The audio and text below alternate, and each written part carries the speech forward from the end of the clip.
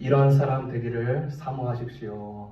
이런 사람 되기를 사모하십시오. 라는 제목으로 우리 같이 말씀 나누겠습니다. 산상수훈에서 이 팔복은 저희가 심령이 가난한 자, 그 다음에 애통하는 자, 이렇게 낮은 음으로 이렇게 있다고 했습니다. 그래서 스펄전 목사님은 이 팔복에 대해서 마치 이렇게 비유했습니다. 음악에서 나타나는 음계와 같다. 그러니까 한 음이 아니라 여러 음을 동시에 누르는 거죠. 베이스 음, 미들 음, 미들 하이 음, 더블 하이 음, 그다음에 옥타브를 계속 나오는 그 음을 같이 연주를 했는데 이것이 불협화음이 아니라 같이 연관되어 있는. 그래서 팔복 중 가장 낮은 음을 나타내는 심령이 가난한 자가 하등한 의미가 아니라 이 같이 연결되어 있는 음이라고 생각할 때는 다 이 같이 이렇게 긴밀하게 연결되어 있고 동일한 중요성을 가지고 있고 그리고 이것들을 다 띄어서 생각할 수가 없다. 그래서 심령이 가난한 자가요 애통하는 자까지 나갈 수 있고 애통하는 자는요 온유한 마음까지 나갈 수 있는 이 통로를 열어놓는 것과 같습니다. 그래서 오늘 본문을 통해서 저는 세 가지를 나누고 싶습니다. 온유함의 의미, 온유함의 성질, 그 다음에 온유함의 결과인 것입니다. 첫 번째입니다. 온유함의 의미. 여러분, 인간관계에서 가장 힘들고 어려운 경우가 많이 있는데 그중 당연 그 사람의 말과 행동력, 그 다음에 행동 결과가 매우 다를 때 그 사람을 받아들이기가 굉장히 힘듭니다. 그래서 현대에 보면은 여전히 많은 이단들이 있고요. 거짓 사설들이 계속 일어나고 있습니다. 그 사람들의 주장과 그 결과들이요. 우리가 잘 알듯이 다를 때가 굉장히 많습니다. 그럼에도 불구하고 소위 엘리트라고 하는 사람들도 그곳에서 심취하여서 있는 거 보면 깜짝 놀랄 때가 있습니다. 예수님께서 사셨을 당시에요. 혹은 예수님의 기점으로 100년 전후로에 많은 메시아 사상들이 있었습니다. 그 메시아 사상을 역설했던 많은 분파들이 있었고 그룹들이 있었는데 이들의 특징이 무엇이냐? 그들의 말과 행동들이 너무나도 달랐기 때문에 이 메시아 사상을 외쳤던 분파나 그룹들이요 어느새 다 자연적으로 이렇게 사라지고 마는 것입니다. 그런데 그리스도교 여전히 살아 있습니다. 여기서 주장하는 내용과 그에 따른 결과가 행동 결과가 일치하고 계속 유효하기 때문입니다. 그런데 여러분 자세히 한번 보십시오. 예수님께서 하시는 말과 행동들이요 이렇게 심지어 이렇게 달라 보일 때가 있습니다. 한 가지 일례를 들면 예수님께서 이제 어엿한 청년이 되셔서 이제 공생애 그분의 이제 사역을 시작하려고 하십니다. 제일 먼저 한 행동이 예루살렘 성전에 찾아갑니다. 그리고 한 일이 성전을 뒤집어 엎어 놓으세요. 여러분 성화를 보셨겠지만 성화에 보면 예수님의 행동이 채찍을 들고 그 다음에 장사하는 자의 테이블이며 돈통이며 모든 관련 물건들을 다 헤집어 놓습니다. 그런 분이 나중에 마태복음 11장 29절에 가니까 이렇게 말을 합니다. 나는 마음이 온유하고 겸손하니. 여러분 겸손한 자는요 자신 스스로 겸손하다고 말하는 법이 없습니다. 이미 자신이 겸손하다고 말하는 순간에 스스로 겸손하지 않는 것을 드러낼 뿐입니다. 온유한 자 역시 그렇습니다. 스스로 온유한 자가요 스스로 온유하다라고 할 수가 없어요. 성전의 신성함을 유지하고 또 정당한 질서를 이렇게 유지하는 곳을 온통 난리를 벌여놓은 이 예수님 스스로가요 본인 마음이 온유하고 겸손하다고 한 부분과 전혀 맞지 않아 보입니다. 그렇죠? 그런데 이 온유함의 그 본래의 의미를 보면 이 의문의 실타리가 이제 풀리기 시작하는 것입니다. 여러분 온유함이라는 뜻은 겁먹어서 기죽은 상태를 말하는 것이 아니라 자기 이익을 위해서 아부하거나 우유부단한 행동을 하는 것이 아닙니다. 비겁함을 말하는 것도 아니에요. 유약한 것도 말하는 게 아닙니다. 온유함의 본래 의미는 여러분 야생마가요 그 가지고 있는 이 거침없는 에너지 그 열정이 있습니다. 그것을 온종일 다른 데다 쏟지만 이제 주인을 만나서 주인으로 인하여서 길들어져서 온순하게 된 상태 이것을 온유함이라고 봅니다. 이제 그 에너지를요 이제 허튼 데 쓰는 게 아니에요. 이제 온전히 주인을 위해서 쓰는 상태가 성경이 말하는 온유함인 것입니다. 그러한 이유 때문에 온유하시다라고 말씀하신 이 예수님은 악한 일을 보고 나서도 분노하고 불의와는 싸우게 되는 것입니다. 왜요? 하나님 아버지를 위해서 그 에너지를 쓰시는 것입니다. 악에 굴복하지 않는 꿋꿋함과 불의와 타협하지 않는 이 기계까지도 온유함의 의미에 포함되어 있는 것입니다. 여러분 잘 아시는 사도 바울을 보십시오. 그분은요, 학문의 엘리트 코스를 다 밟은 사람입니다. 스승 잘 만났을 뿐만 아니라 그곳에서도 수제자였고 많은 학문들을 다 익혔습니다. 태어난 신분 상태도요, 어마어마해요. 유대인 족속에서도 가문이 있는 유대인, 그리고 로마 시민권, 당대 최고의 그 권리를 가진 사람입니다. 이 사람의 네트워크를 보세요. 수없이 그 헬라의 모든 지역과 로마 지역과 유대 사회에서 이 네트워크가 어마어마했어요. 뛰어난 지식이 있습니다. 탁상 공론에 머무는 것이 아니라 그는 정말로 열정 넘치는 행동주의자였습니다. 그러한 이유에서 그 공문서를 받으면 예수 그리스도를 따른다는 사람들을 잡고 때리고 이런 모든 일에 앞장서서 누구보다도 본이 되었던 사람이 이 사도 바울이었습니다. 그래서 알아서 시간이 지나면 이제 유대교 최고의 지도자가 되는 거예요. 유대교 대통령이 되는 것입니다. 그런데 그가 예수님을 만남으로 인해서 그의 야생마 같은 마음이 온전히 주님을 위하여서 그 에너지가 쓰여지네요. 온유함의 열매가 맺혀지기 시작하는 것입니다. 여러분 바울의 경우를 보면서 이 성경이 말하는 이제 온유함을 잘 알게 되는 거죠. 타고난 성품이나 선천적인 온유함을 이야기하는 게 아닙니다. 신령한 은혜로서 변화되는 성품, 성령의 열매임을 강조하는 것입니다. 사도 바울의 온유함의 열매가 어떻게 맺어졌나요? 로마에 뿌려진 그의 피의 순교로 인하여서 로마 전역에 주님의 복음이 들어가게 되고 지금도 여전히 그의 서신을 통해서 영혼이 새롭게 되고 주님을 만나고요. 성장하고 성숙하게 하게 하고 있는 것입니다. 두 번째입니다. 온유함의 성질입니다. 여러분 이 온유함의 색채는요. 특히 사람을 향해서 드러나는 것입니다. 물론 하나님을 향하여서 온전한 자는요. 하나님을 향하여서 그분의 뜻을 기뻐합니다. 하나님의 말씀이라면 순종하는 쪽을 선택하는 데 더 집중하려고 해요. 마치 성경의 시편 기자가 고백했던 것처럼 주님 내 눈을 열어서 주의 법에 기이한 것을 보게 해 주십시오라고 기도하는 자입니다.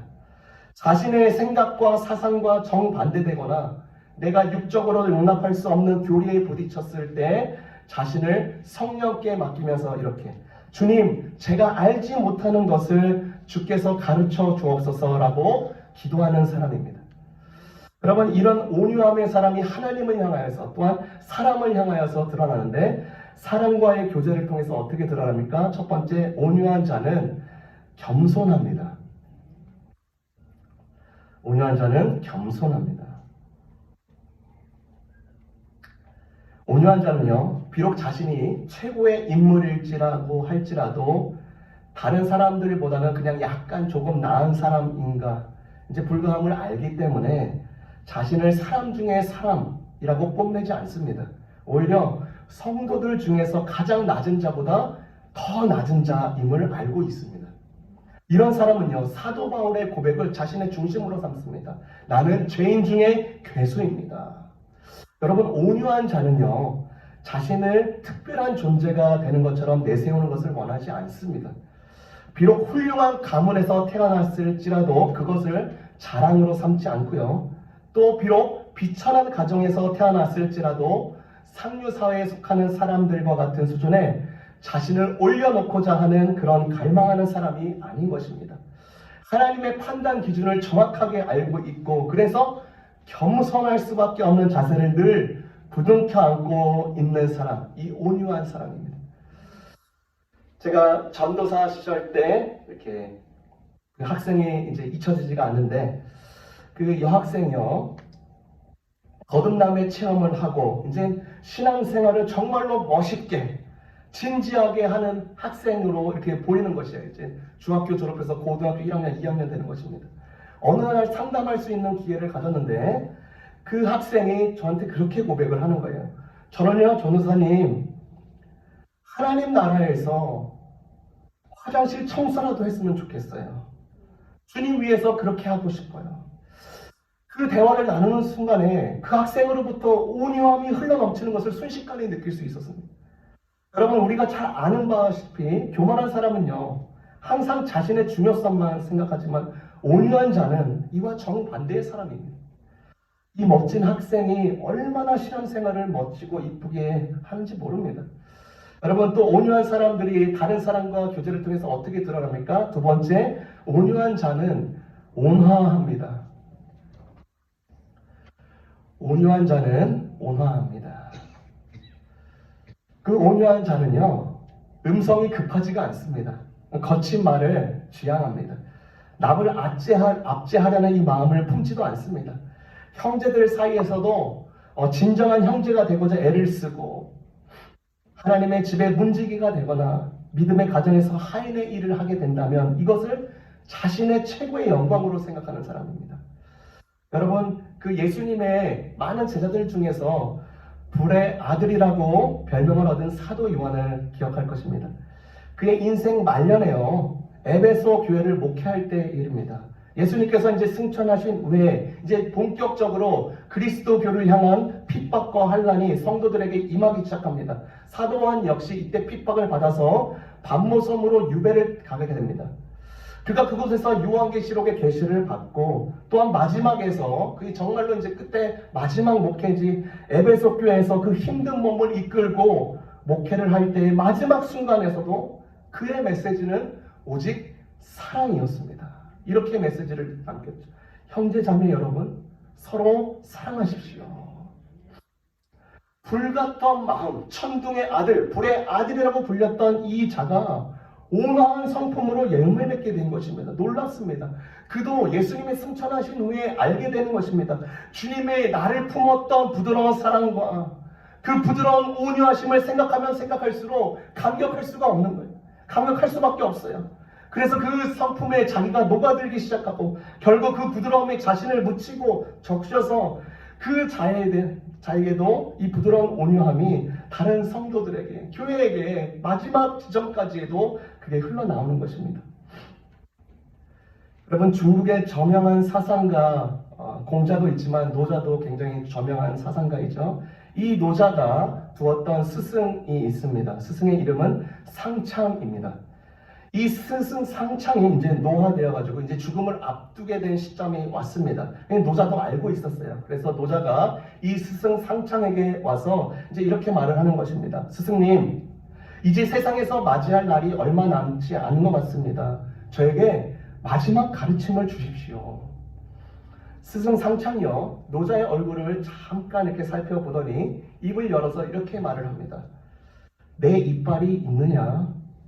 노자는 대답하기를 없습니다. 다시 상창 스승이 묻습니다. 내 혀는 있느냐? 노자는 이제 이렇게 말을 합니다. 스승님의 혀는 있습니다. 대답하자 상창은 자, 이제 알겠느냐? 노자도 대답하기를 예, 스승님 잘 알겠습니다. 감사합니다. 큰 절을 올리고 물러납니다. 여러분, 세상의 치아처럼 굵고 강하고 날카로운 것이 끝까지 살아남는 것이 아닙니다. 오히려 그것은 부서지고 부러지고 깨지고 빠지고 없어집니다. 그러나 혀처럼 부드럽게 바보스럽게 물리고 피가 나고 흐느적거려도 약하고 부드러운 것이 끝까지 남아있게 되는 것입니다. 온유한 자는 이와 같습니다. 끝까지 갑니다.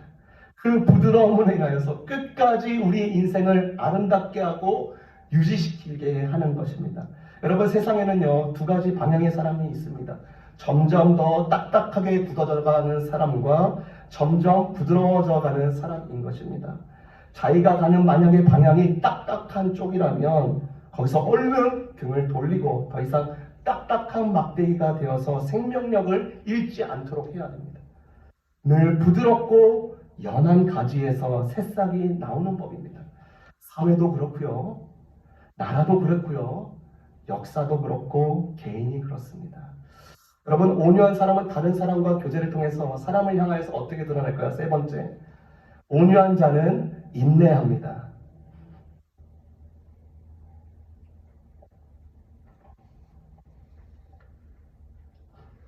모세가 이스라엘 백성을 이제 출애굽하고 나서 이제 광야 시대 때를 들어갔을 때 하나님의 콜을 받아서 이제 시내산에 올라가야 됐습니다. 이제 백성들은 너무나 두렵고 무섭고 그 하나님의 임재를 감당할 수가 없으니까 자신들은 이제 남아 있는 것이죠. 그래서 그때 당시에 하나님께서 이제 모세와 대면하면서 아주 중요한 것을 전달하시죠.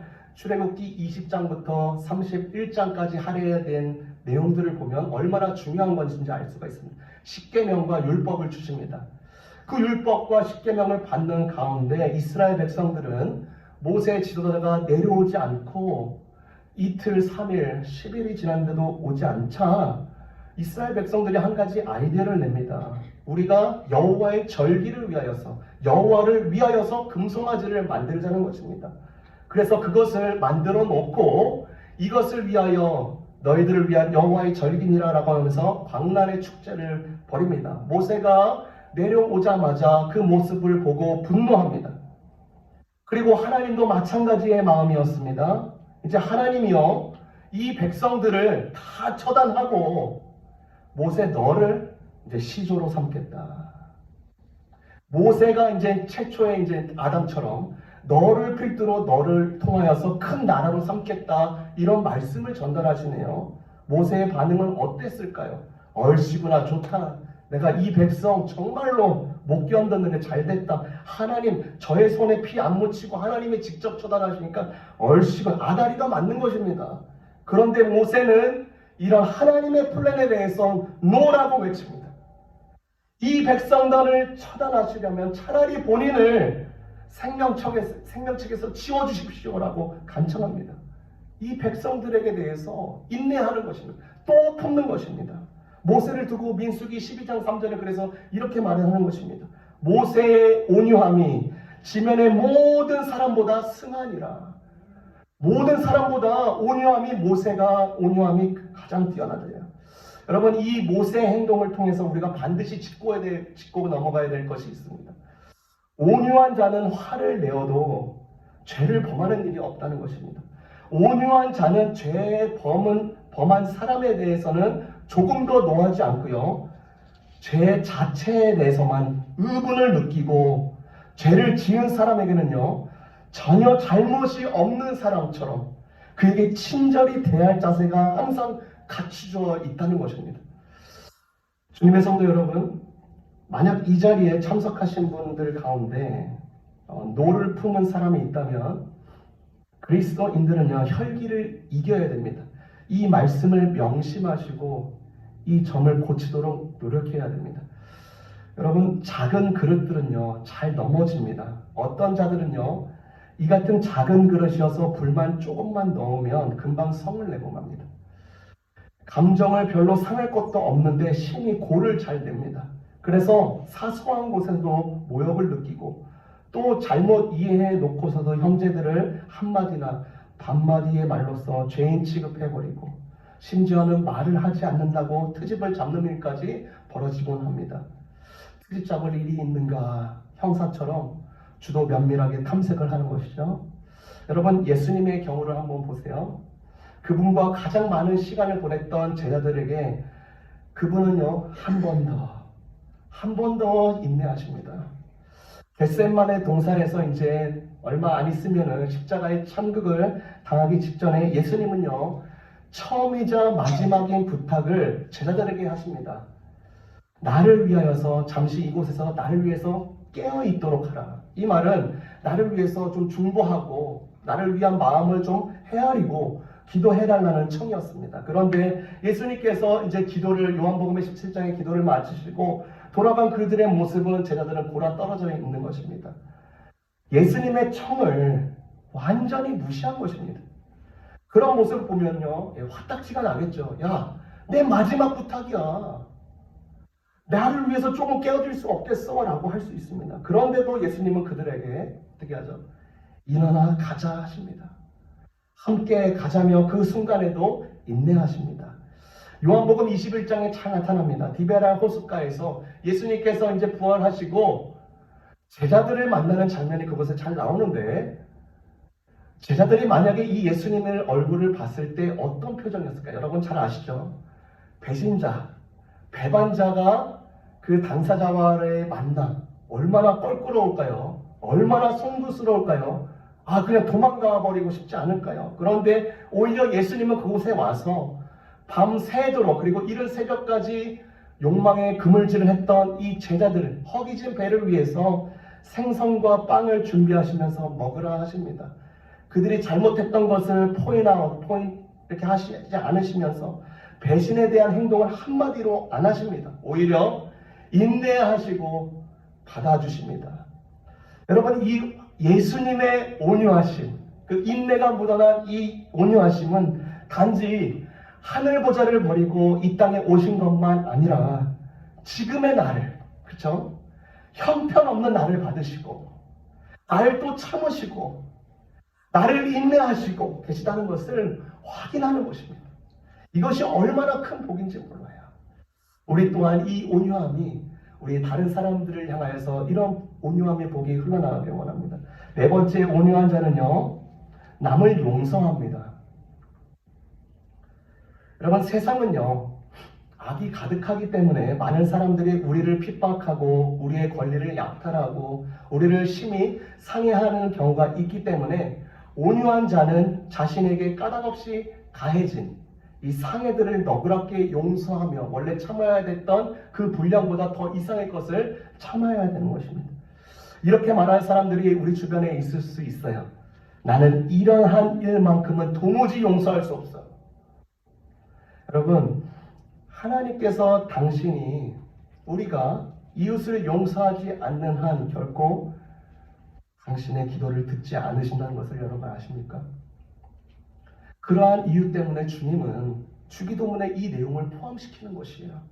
우리가 우리에게 죄 지은 자를 사하여 준 것 같이 우리의 죄를 사하여 주옵시고, 이 부분을 가르쳐 주신 것입니다. 만약 우리 중에 누군가가 50달러에 빚진 형제의 멱살을 잡으면서 너 안 갚어? 용서하지 않는다면 그가 어떻게 하나님께 빚진 수천 달란트, 60만 달러의 값을 용서받을 생각을 할 수 있겠습니까? 온유한 자는요, 그래서 자신에게 닥치는 어려움들을 다만 은혜의 시련으로서 생각하면서 관용을 베풀어 기쁜 마음으로 용서하게 되는 것입니다. 그래서 스펄전 목사님은 이 부분에 대해서 이렇게 덧붙입니다. 보복은 결코 그리스도인들의 사전에서 발견될 수 없는 말이다. 그리스도인은 이 말을 바벨론의 방언이나 사단의 용어로 간주해야 한다. 그러면 마틴 루터 잘 아시죠? 종교개혁을 일으켰던 사람, 두 사람이 있는데 마틴 루터와 존 칼빈입니다. 이 존 칼빈은 종교개혁자이자 기독교 사상가입니다. 이 존 칼빈이 종교개혁을 일으키기 전에 이제 프랑스에서 제네바 쪽으로 오려고 할 때 친구 윌리엄스 페넬의 청을 받게 됩니다. 칼빈 친구, 나와 함께 제네바에서 종교개혁 운동을 합시다. 존 칼빈은요, 원래 연구 생활을 해서 훌륭한 학자가 되려고 했습니다. 그런데 친구의 끈질긴 권유 덕에 이 칼빈은 그것이 혹시 하나님의 뜻인지를 모른다고 생각하면서 제네바에 머물면서 종교개혁 운동에 가담합니다. 그러나 이 칼빈은요, 성향이 굉장히 엄격하고 철저한 사람이었습니다. 그래서 많은 사람들의 반발을 샀습니다. 결국 3년이 지난 후에 제네바시에서 시의회의 결의에 따라서 이 존 칼빈을 추방해버리고 맙니다. 그럴 때 그 추방당한 이 존 칼빈이 아무런 불평을 하지 않습니다. 그리고 나서 그 일이 있고 난 3년 후에 제네바시의 대표들은 아무래도 이 존 칼빈이 있어야 이 일이 제대로 진행될 거라고 판단하여서 이 존 칼빈을 다시 초청합니다. 여러분, 보통 사람이라면요, 쫓아날 때는 언제고 오랄 때는 언제라면 역겨워하면서 그 청을 이런지야 거절할 텐데, 칼빈은 그들의 잘못된 행동을 용서합니다. 그리고 그때의 청을 또한 하나님의 뜻인지 모른다고 생각하여서 다시 돌아옵니다. 그리고 돌아온 그는 제네바에서 큰 역사를 이루며 종교개혁을 성공시켰고 뿐만 아니라 오늘날의 제네바를 이룬 것입니다. 사려 깊은 그의 용서로 인하여서 이 일이 진행된 것입니다. 온유함이 묻어난 용서로 인한 것이죠. 여러분, 온유함의 사람은 다른 사람과 교제하면서 어떻게 드러날까요? 5번째입니다. 온유한 자는 만족합니다.